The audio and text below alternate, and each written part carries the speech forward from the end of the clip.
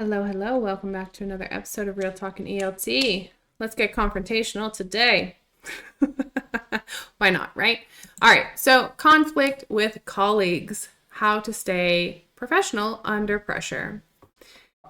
You love your students and you can love your job. But if you're constantly dodging that eye roll in the staff room or the kitchen or whatever, watching your ideas get steamrolled in every little meeting that you have, no amount of pedagogical passion is going to make that scenario sustainable. Because let's be real, working with people who don't respect you or just straight up compete with you, because that happens a lot too, will drain your teaching energy faster than any difficult class ever could. You could have the worst student. You're still going to show up every day.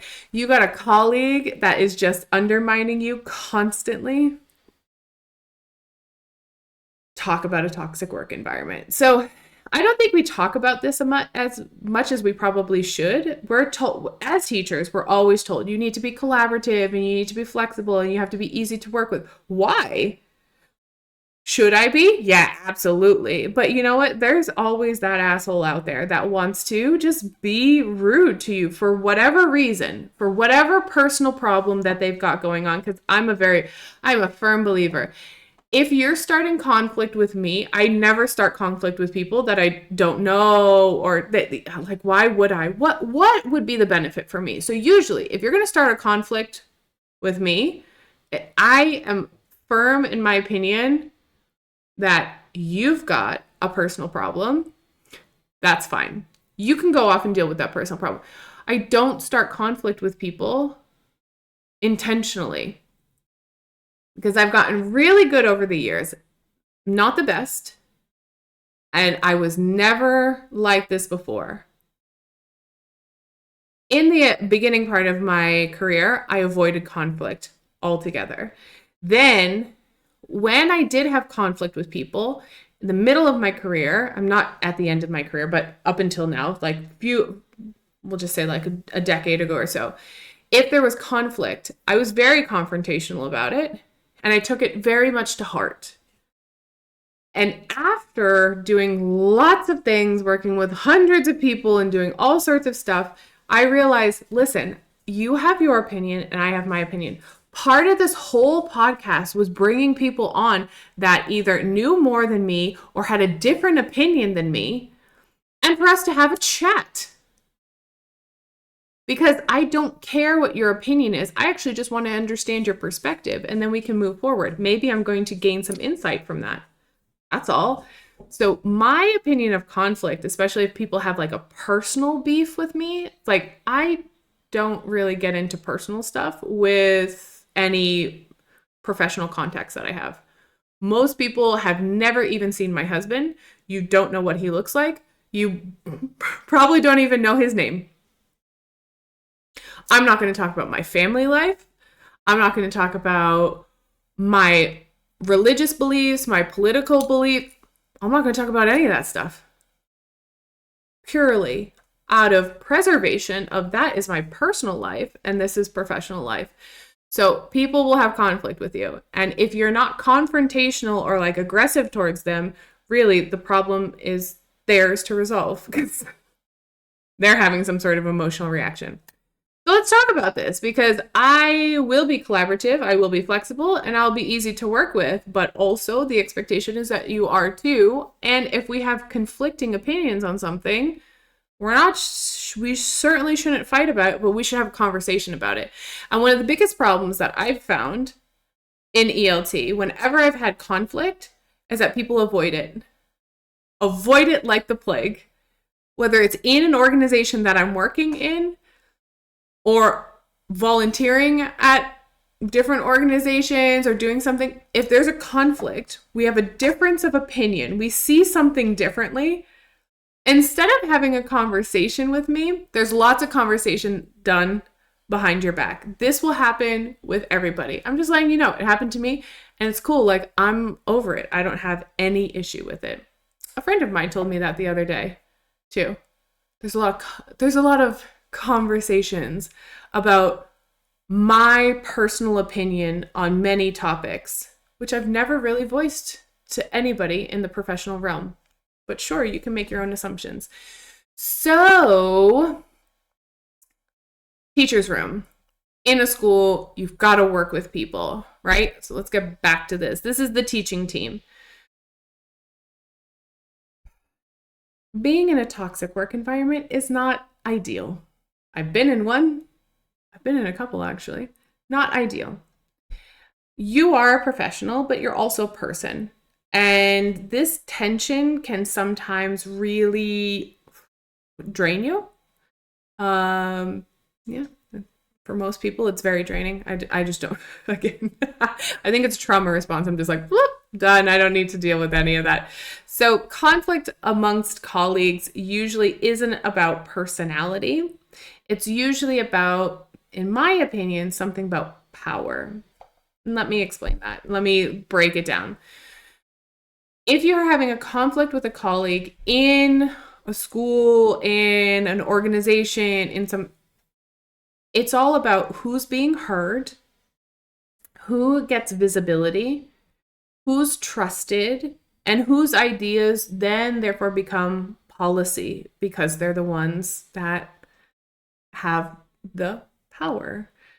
And so if you're newer, you're from a different background, you're not part of the inner circle. Here in Brazil, we have the little panelas, fine. Or you're simply just not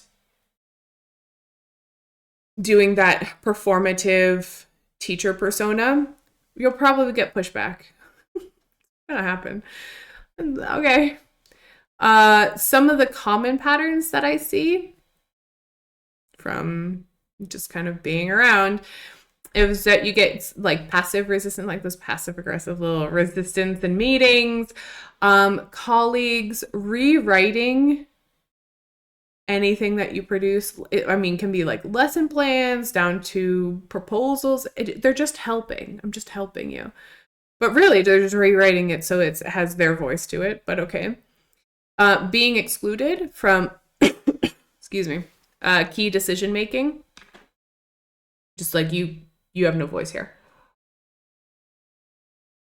People undermining you and disguising it as feedback. And then saying when you take it, the personal attack, you take that personally. They're like, wow, they're really not good with handling feedback. It's like, no, you're trying to undermine me in front of my boss and my peers. So that's, not great. And those little microaggressions that are dressed up in humor, we all hear them. It's whether or not you have a thick enough skin, I guess, to deal with them. But you shouldn't have to. Over time, this kind of just like eats away at you. And it's not because you're being sensitive, like, oh, you should have a thick skin. Like, no, it's like, come on. Like, I'm being sidelined here. I'm being sidelined because someone somewhere decided that they want to have the power, not actual power. You know what I mean? So what do you do in these scenarios? Well, in the beginning, I stayed quiet. A few years ago, I would hit it head on. And now, honestly, kind of in a different space now. It's just like I've gone through some things, I've been through some trenches, and like here's my perspective now. Decide on what kind of professionalism you want to model. You don't have to mirror the behavior that you're getting. That's them. You do you. I can be very firm and clear, and I can hold my line. This is what I believe, and this is what I think. And I'm just not going to play your game. That's fine. If you believe that, you believe that.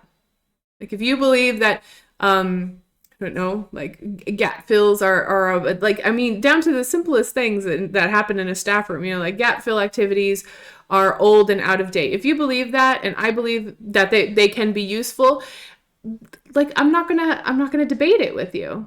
If you give me your side, I'm gonna give you my side, and then we can agree to disagree. But I'm just not going to model whatever that is. I'm not interested anymore. It's just not part of me. You can control what you can. So you can control your documentation, your decisions, and your delivery. If you're being misrepresented, the best thing, and I've told many, tens, if not over 100 teachers. Document what you're doing. Keep your own records on the side. If you feel that you're being undermined, if you feel that you're being misrepresented in places, just document it. Say, this is what I did. Oh, but the school doesn't require a lesson plan. Okay, cool. Just put like a quick outline there. So when somebody says, you did this way and that's not how we do it here, and you don't have results with that in your classes. No, here's what I did and here was the results of the class. Like, I have boundaries and I've got receipts. Here you go. I document everything. Everything. If there's going to be pushback on what, there's two reasons that I document everything. Not because I'm a freak. I'm a little bit of a freak. One reason, if there's pushback on it, here's the receipt. Here you go. Tell me where I'm wrong. Change my mind. That's fine. I'm super open to changing my mind. Two, most often, those things then become podcast episodes, LinkedIn articles, little posts on Instagram. So like, this just fuels all of the content that I have. It's my teaching journey, so I can document it as I wish. That would be my recommendation. If you're in an institution that is constantly questioning you, document it and say, this is what I did. It's not being defensive. It's just saying, so tell me where I'm wrong. But you have to be convincing and change my mind. If there's legit conflict, try to redirect it away from ego. Ego's in academia. Everyone's got one. And bring it back to student learning. Just always bring it back to the thing that actually matters for us, because at the end of the day, we're all teachers and we all just want our students to learn. So you can say something like, I hear your concern. Can we refocus on what's best for this learner group? That's it. I get it. All right, you've got concerns. You disagree with me. You don't like my concept. But let's go back to what actually matters, because the egos are usually up here in the theory and how many credentials I have and how educated I am or overeducated about this topic. And it's like, yeah, okay, but what about the students? Let's bring it back down to the students. Like, I get it. I hear your point. I accept. Can we go back to the students for a second and look at this learner group and decide what's going to be best for them? That's all. I'm just not your adversary. I don't really care what you do. My main concern, honestly, is what I do and what my students are performing. That's it. Pay me. I'm going to do my job. I'm going to see what's going on. And if I can help other people along the way, I am super open and ready to help people along the way. And if you don't agree with me, that's totally fine. If you want to talk about it, we can talk about it. But if not, like, you do you, I'm going to do me. That's it. And that being said, the last tip when you have conflict with colleagues, choose your exit points quietly if needed. So I wrote it down here.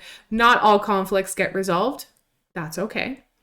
And not all fights are yours to finish. Like, if it's just draining you, just let it go. Sometimes you got to protect your energy, pull back a little bit, focus on your students, do the excellent work that I'm sure you're trying to do. And that's the response, is like, that's cool. I'm just going to focus here. This is where my energy goes now.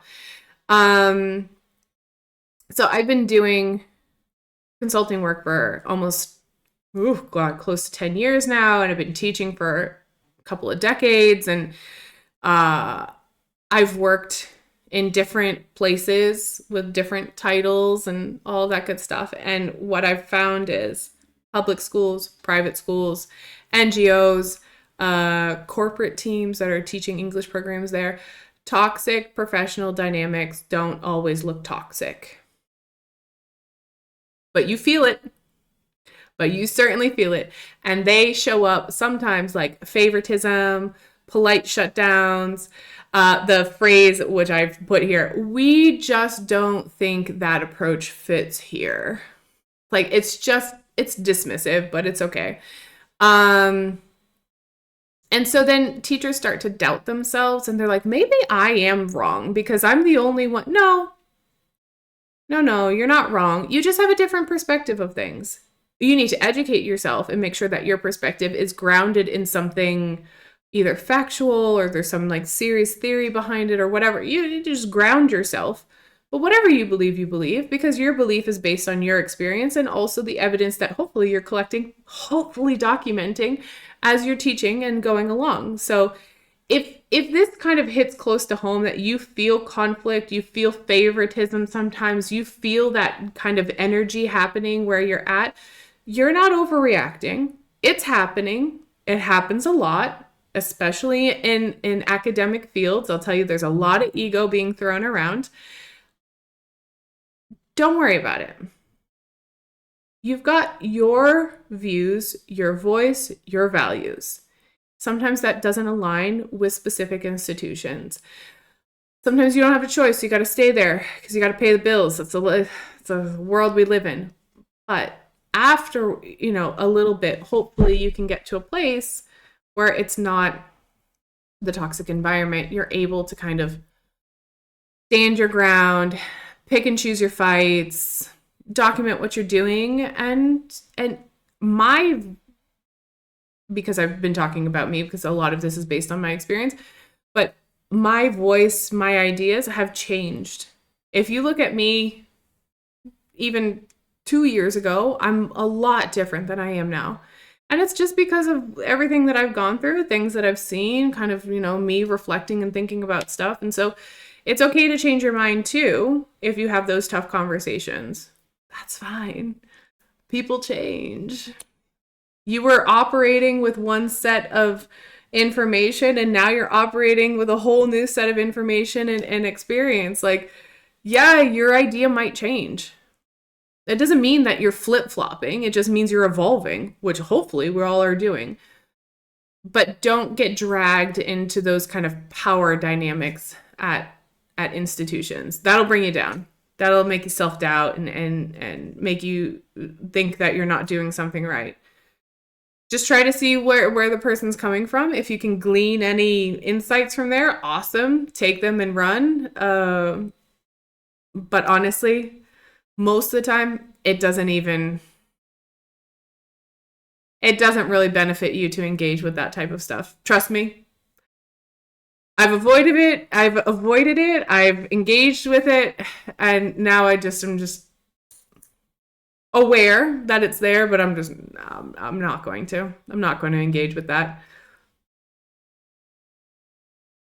Hopefully that helps. I'm not sure if anybody is kind of feeling this or navigating through this, but if you need a sounding board, always here. That's it for today. Have a good one, and I'll see you later.